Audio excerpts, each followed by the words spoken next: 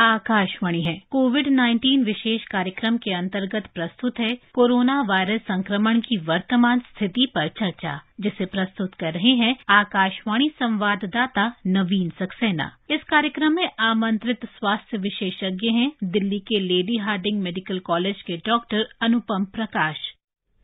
नमस्कार। कोरोना जागरूकता श्रृंखला के आज के संस्करण में आज के इस कार्यक्रम में आप सबका स्वागत है। देश भर में कोरोना की लहर कुछ थमती सी नजर आ रही है। हालांकि मामले बढ़ नहीं रहे हैं, कम भी नहीं हो रहे हैं, एक स्थिरता नजर आ रही है। तो ये जो स्थिरता है वो भी कई बार ये अंदेशा दे रही है कि शायद हो सकता है कि आने वाले दिनों में कुछ बढ़ोतरी देखी जाए। बहरहाल कोविड से काफी सारे लोग उभर चुके हैं, कोविड से बहुत से लोग ठीक हो चुके हैं, लेकिन कोविड के बाद जो कॉम्प्लिकेशंस आ रही हैं वो भी अपने आप में एक चिंता का विषय है। कोरोना जागरूकता श्रृंखला पर हम लगातार कार्यक्रम करते आ रहे हैं और इसमें हम तमाम तरह के सवाल अपने डॉक्टर्स के साथ बांटते हैं, शेयर करते हैं और उनसे राय लेते हैं कि क्या कुछ अब हो सकता है। बहरहाल आज के इस संस्करण में, आज के इस कार्यक्रम में हमारे साथ बात करने के लिए मौजूद हैं लेडी हार्डिंग मेडिकल कॉलेज के डॉक्टर अनुपम प्रकाश। डॉक्टर अनुपम, स्वागत है आपका। नमस्कार नवीन जी, सब श्रोताओं को बहुत बहुत नमस्कार। अगर आप हमारे इस कार्यक्रम का हिस्सा बनना चाहते हैं तो आप हमें फोन कर सकते हैं। फोन है, नंबर है 1800-115767। इसके अलावा आप 23314444 पर भी सवाल पूछ सकते हैं। दिल्ली से बाहर के श्रोता हैं तो 011 जरूर लगाएं। अगर आप सोशल मीडिया के माध्यम से हमसे जुड़ना चाहते हैं तो आप @AIR न्यूज अलर्ट्स पर #AskAIR के जरिए सवाल पोस्ट कर सकते हैं। डॉक्टर अनुपम, जैसे कार्यक्रम के शुरू में हमने चर्चा की, करीब करीब एक स्थिरता सी नजर आ रही है कोरोना के मामले में, ना कि ये बढ़ रही है ना कि ये कम हो रही है। तो इससे हम क्या मान के चले? हम मान के चले कि हम हर्ड इम्यूनिटी की ओर अग्रसर हो रहे हैं, या हम ये मान के चले कि जो पीक थी हमारी वो खत्म हो चुकी है और कुछ दिनों में ये फ्लैट होती हुई नजर आएगी, या इसके कुछ और लक्षण हैं जो तीसरी वेव की ओर अंदेशा देते हैं? क्या कुछ कहेंगे सर?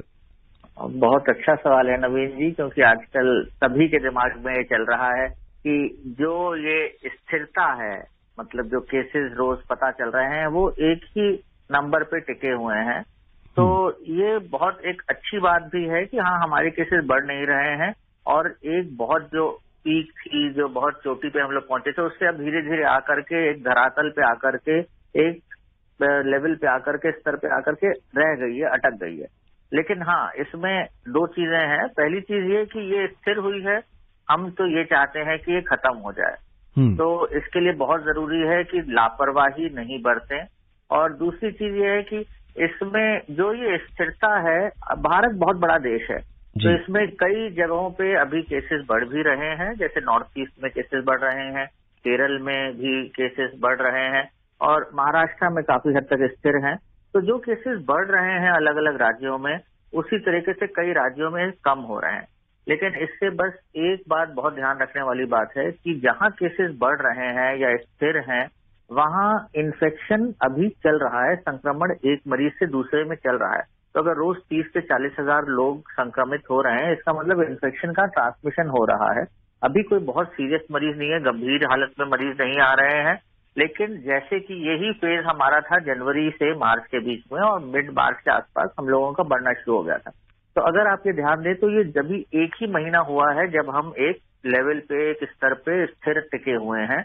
तो इस पे बिल्कुल भी हमें जो है ढिलाई नहीं देनी है।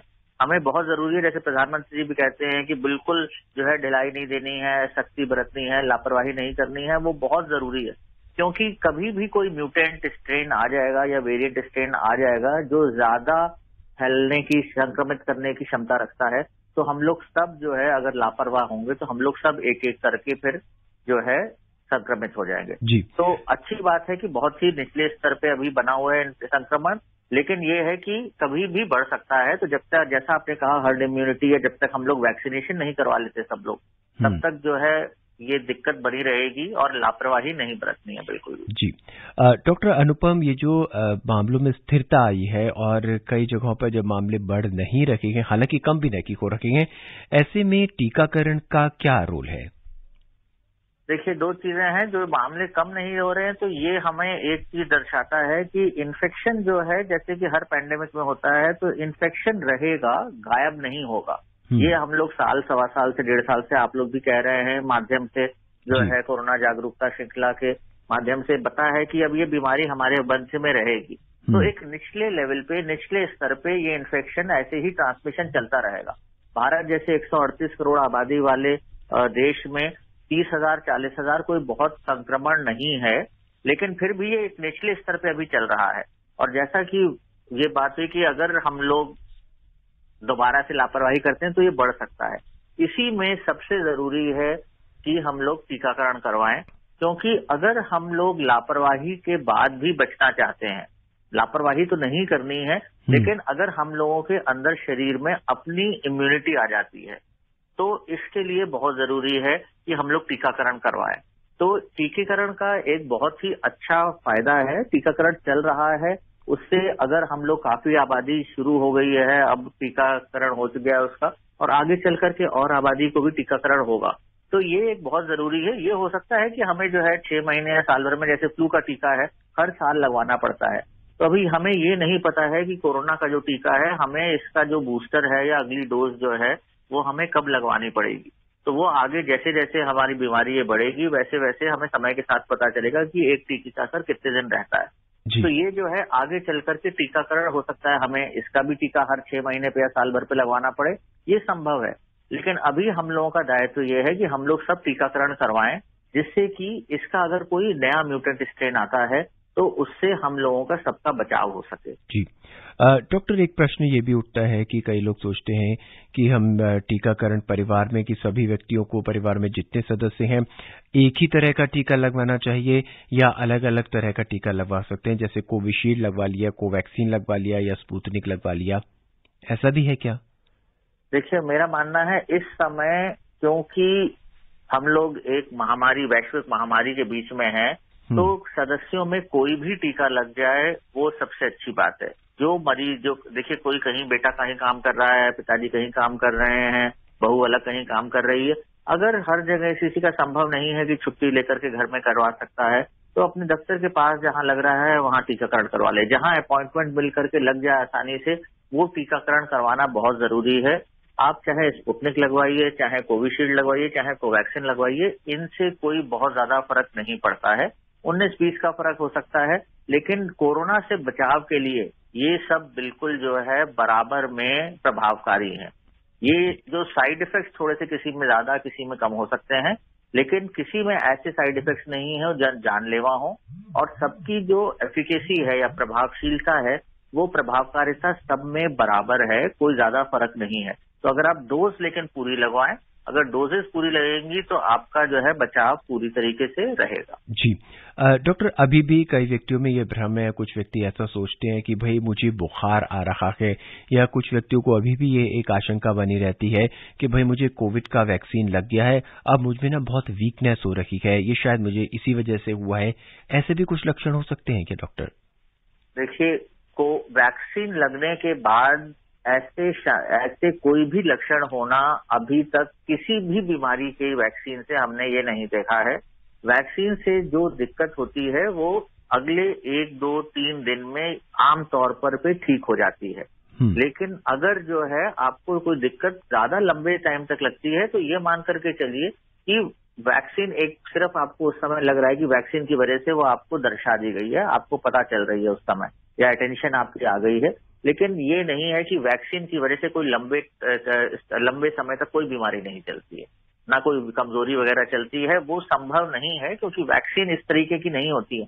उसमें कोरोना का जो एंटीजन है वो ही सिर्फ होता है, कोई भी सक्रिय कोरोना वायरस नहीं होता है किसी भी वैक्सीन में, तो इसलिए उसकी वजह से बीमारी होने की संभावना ना के बराबर होती है। जी डॉक्टर, इस बीच हमारे पहले श्रोता हमसे जुड़ चुके हैं, हम अपनी चर्चा जारी रखेंगे।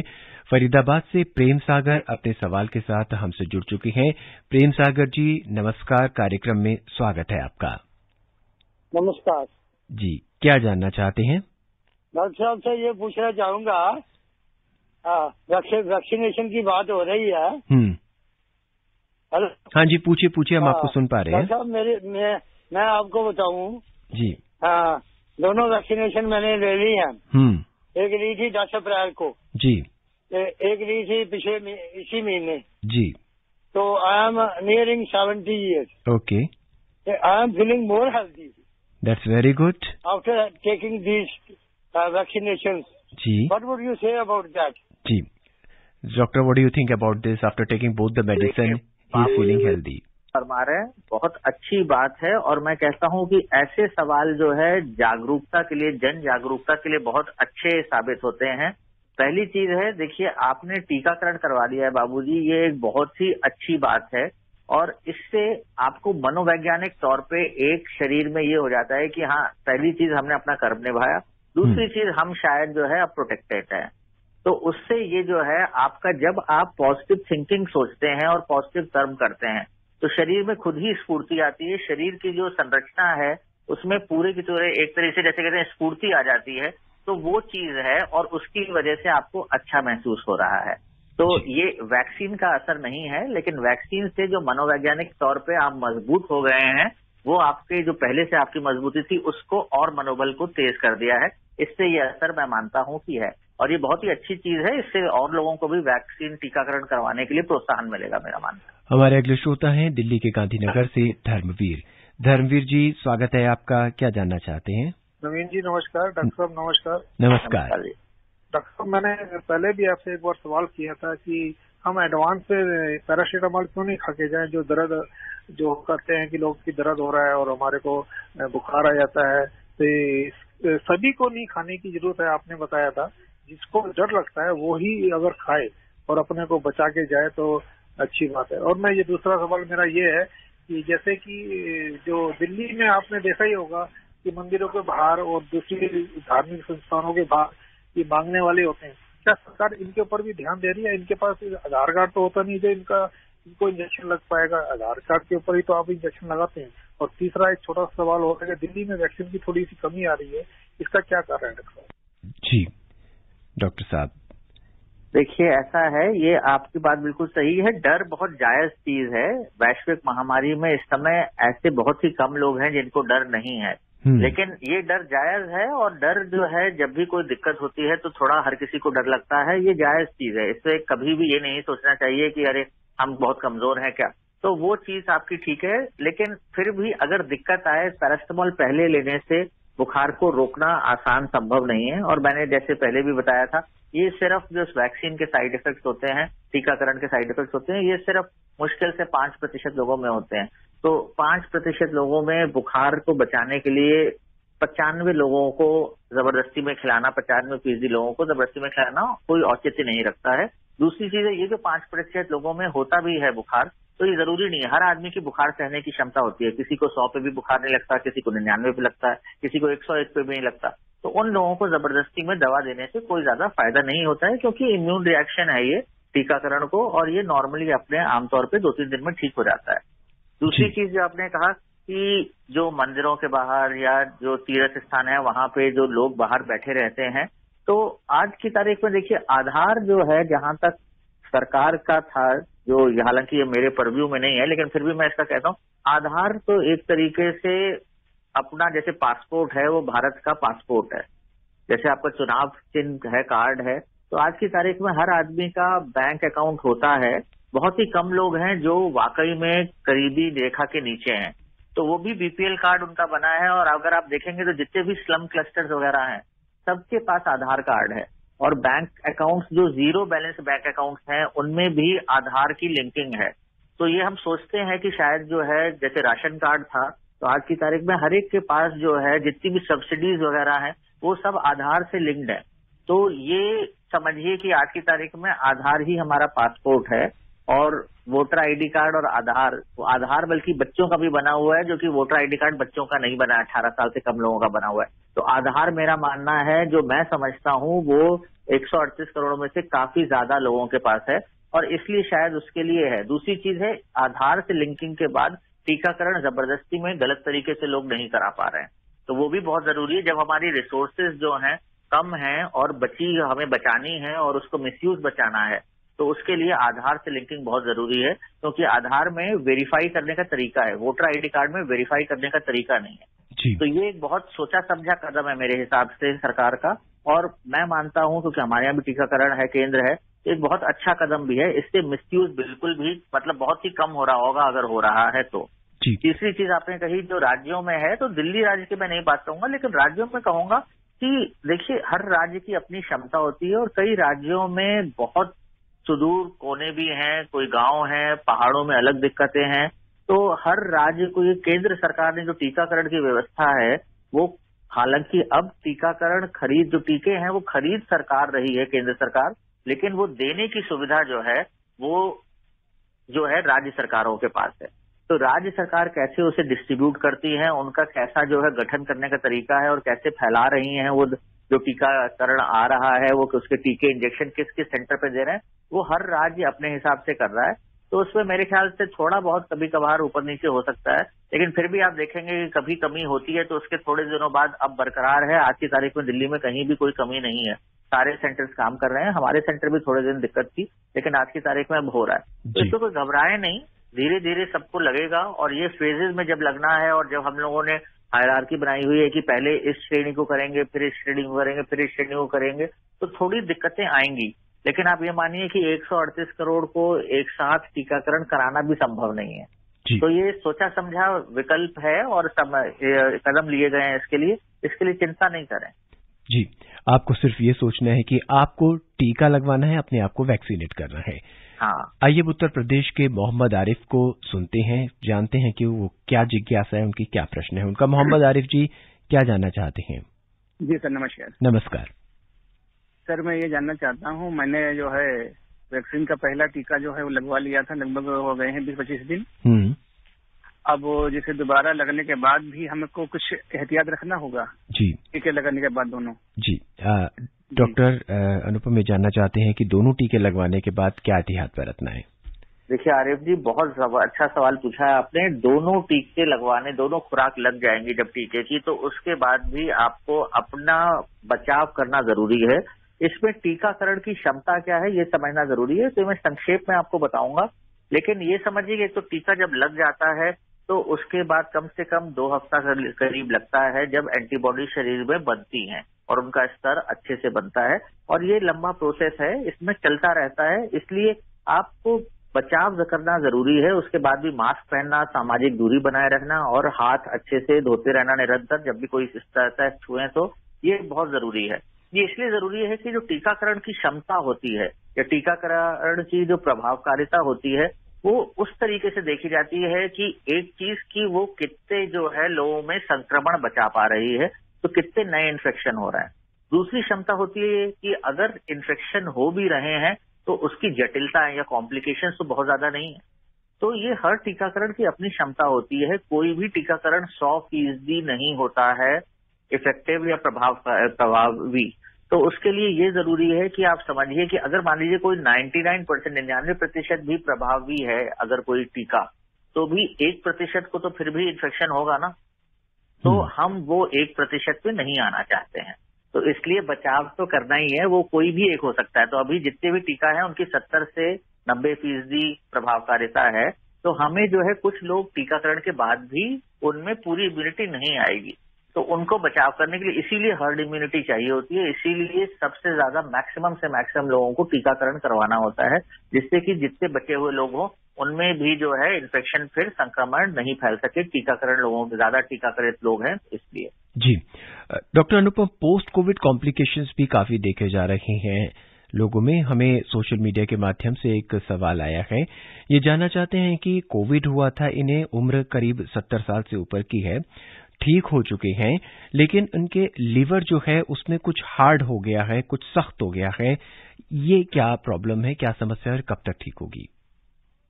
देखिए, ये कोविड के बाद जो है कई दिक्कतें रह रही हैं, और जैसा कि आपने नवीन जी कहा, बहुत जरूरी है कि पोस्ट कोविड सिंड्रोम जिसको हम लोग कहते हैं कि दिक्कतें जो है 3 माह के बाद भी, कई बार 12 हफ्ते के बाद भी रहती हैं।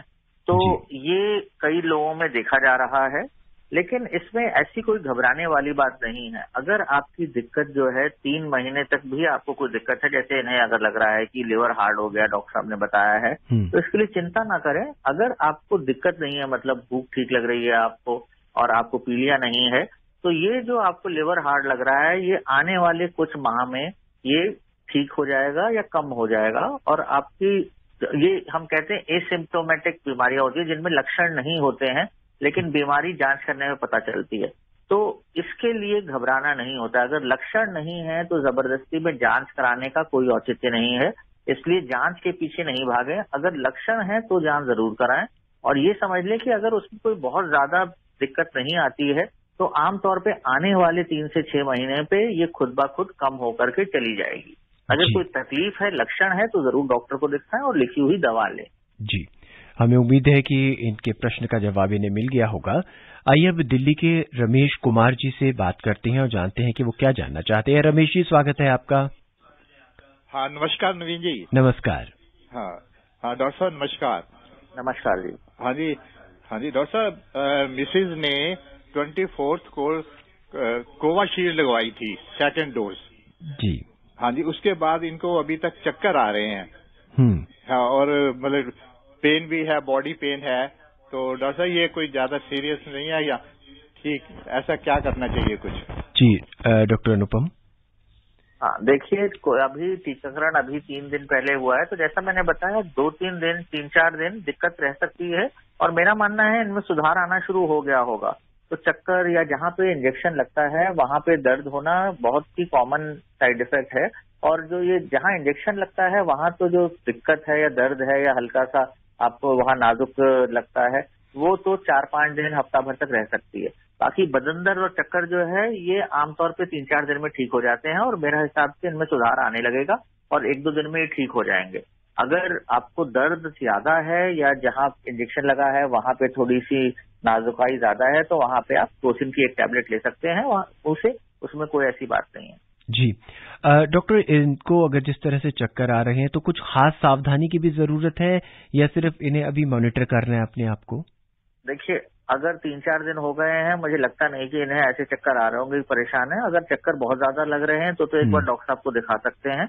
लेकिन ये ध्यान दें कि उम्र कितनी है उसके हिसाब से, अगर स्पॉन्डिलाइटिस है, ब्लड प्रेशर है, शुगर है, उनकी दवा नियंत्रित ले रहे हैं, निरंतर ले रहे हैं और वो नियंत्रित है तो अच्छी बात है। नहीं तो एक बार डॉक्टर साहब को जाकर के चेक करा के दिखा सकते हैं अगर ज्यादा चक्कर आ रहा है। जी, उत्तर प्रदेश के बड़ौत से महेश शर्मा हमसे जुड़ चुके हैं। महेश जी, स्वागत है आपका, क्या जानना चाहते हैं? नमस्कार जी, मैं जानना चाह रहा हूँ जी, छोटे बच्चों को कोरोना से कैसे बचाएं? जी डॉक्टर अनुपम, अब जिस तरह से लगातार स्कूल खुलने की बात हो रही है, कहा जा रहा है कि बच्चों को स्कूल भेजना शुरू होना चाहिए, ऐसे में उनका टीकाकरण कब तक शुरू हो जाएगा, ये सबकी जिज्ञासा है। और कितने बच्चों को, किस उम्र के बच्चों को टीका लगेगा? देखिए, निजी तौर पे अगर आप मेरे से पूछें तो जो बच्चों में बीमारी है, मैंने हमेशा कहा है, जो अभी तक हमारे पास जितना भी डाटा है, जो आंकड़े हैं, उसके हिसाब से बच्चों में कोई बहुत ही घनघोर बीमारी या जटिलताएं बहुत नहीं देखी गई।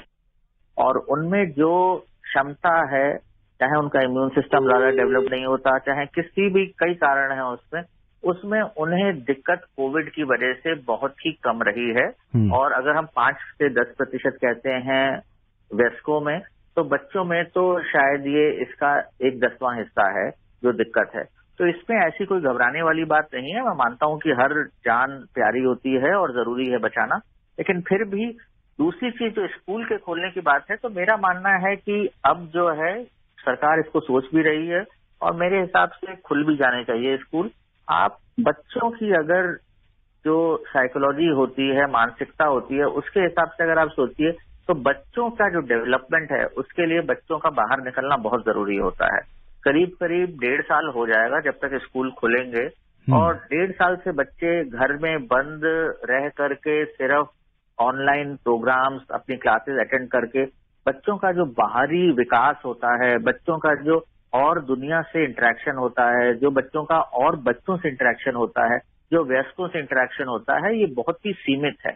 इसको बच्चों के अच्छे विकास के लिए बच्चों को स्कूल जाना बहुत जरूरी है और इसके लिए सरकार उचित कदम उठा रही है। वैसे भी कुछ इसके लिए प्रबंध किए जाएंगे कि क्लासेस कैसे ली जाएंगी, वो सब ध्यान में रखते हुए बच्चों को, मेरा मानना है, अगर आप 3 चीजें, मास्क ठीक से पहनना, हाथ निरंतर धोते रहना, कोई भी सतह छुए तो, और जो है सामाजिक दूरी अगर बना करके बच्चे रखेंगे, समझाएं अगर आप बच्चों को तो मेरे ख्याल से इससे ज्यादा जरूरी नहीं है। वैक्सीन के बाद भी ये तीनों चीजें तो करनी ही करनी है, और जो बच्चे संभाल करके इसे करेंगे उनको संक्रमण होने के चांसेस वैसे ही बहुत कम है। तो इसके लिए घबराएं नहीं। मेरा मानना है कि स्कूल खुल जाने चाहिए और बच्चों को स्कूल जाने का अवसर जरूर देना चाहिए। बच्चों से ज्यादा दिक्कत ये है कि बच्चे इन्फेक्शन घर में लेकर के आएंगे, तो बच्चों को इतनी दिक्कत नहीं है, उनको तो माइल्ड इन्फेक्शन होता है, लेकिन घर में वयस्क हैं उनको इन्फेक्शन हो सकता है बच्चों के स्कूल जाने से। तो अपने वयस्क जो है उन सबका टीकाकरण करवा ले पहले, ये बहुत जरूरी है। डॉक्टर अनुपम, देखा गया है कि बच्चों की इम्यूनिटी बढ़ाने के लिए उनके जो पेरेंट्स हैं वो उनको अननेसेसरी दवाई देते हैं, शायद प्रोटीन की ज्यादा बढ़ना है, कैल्शियम की दवाई देनी शुरू कर दी है ताकि उनकी इम्यूनिटी बढ़ जाए, और वो भी बिना डॉक्टर की सलाह के। कितना उचित है जो आजकल देखा जा रहा है? बिल्कुल सही सवाल है नवीन जी आपका। मेरे ख्याल से कोई भी इम्यून बूस्टिंग मेडिकेशन नहीं लेनी चाहिए। सबसे इम्यून बूस्टिंग जो चीज होती है वो होती है हमारी अच्छी खुराक। बच्चों को रोज एक फल का सेवन जरूर कराएं, जो भी सीजनल फ्रूट्स आते हैं उनका कराएं फल का सेवन। बच्चे अगर हरी सब्जियां खाते हैं तो वो जरूर खिलाएं। उनको पौष्टिक आहार दें। अगर अंडा खाते हैं बच्चे तो अंडा लें, अंडा नहीं खाते हैं तो पनीर थोड़ा लें खाने में। और बाकी जो है एक संतुलित आहार जिसे बैलेंस डाइट कहते हैं वो बहुत जरूरी है। दाल खाएं बच्चे, रोटी खाएं और चावल खाएं मात्रा में, और एक हरी सब्जी या कोई भी सब्जी बनती है वो खाएं। तो मेरे ख्याल से उससे अच्छी पौष्टिकता कोई भी नहीं है। बाकी दूध लें बच्चे, दही लें, मक्खन थोड़ा लें, और ये सब चीजें जो है जैसे मैंने बताया फल हैं, और एक अंडा या पनीर ले लें, तो इससे अच्छा पौष्टिक आहार तो है ही नहीं कहीं भी। जी, हमारे अगले श्रोता हैं दिल्ली के रोहिणी से सुरेंद्र सिंह रावत। सुरेंद्र जी, स्वागत है आपका। नमस्कार नवीन सक्सेना जी। जी नमस्कार। नमस्कार अनुपम प्रकाश डॉक्टर साहब। नमस्कार जी। नमस्कार जी। डॉक्टर साहब, मुझे दोनों ही टीकों की खुराक, दोनों ही टीकों की डोजेज सफलतापूर्वक लग चुकी हैं जी। और अब मैं एक किसी बड़े अस्पताल में अपने आंखों का चेकअप कराना चाहता हूँ। मेरे को धुंधलापन नजर आ रहा है आजकल, बहुत धुंधला दिखाई देता है मुझे जी। मतलब दृश्यता कम हो गई मेरी आंखों की, मुझे बहुत धुंधलापन नजर आता है। तो मैं किसी बड़े अस्पताल में अपने आंखों का चेकअप, अपने आंखों का टेस्ट कराना चाहता हूँ जी। तो आजकल कोविड का माहौल है और वहाँ भीड़ भाड़ होती होगी, बहुत ज्यादा भीड़ भाड़ रहती होगी, और कोरोना का मरीज भी आते होंगे। तो मुझे डर है कि उनके संपर्क में आने से कहीं मुझे कोविड ना हो जाए, कोई कोरोना ग्रसित ना हो जाऊं। तो आजकल अपना आंखों का चेकअप कराने के लिए मैं जा सकता हूँ या नहीं जाऊँ? जी डॉक्टर अनुपम, ऐसे बहुत से मरीज, बहुत से व्यक्ति हैं जो अपना इलाज कराने के लिए जाना चाहते हैं, लेकिन कोरोना की वजह से वो शायद डर रहे हैं। क्या कहेंगे आप? नहीं, बिल्कुल अस्पताल जब तकलीफ है तो अस्पताल जरूर जाना चाहिए, लेकिन मैं आपको मशवरा ये दूंगा कि पहले आसपास जो कोई सरकारी अस्पताल है या जो डॉक्टर आपके उपलब्ध हैं, पहले उनको दिखा लीजिए, जिससे कि पता चल जाए।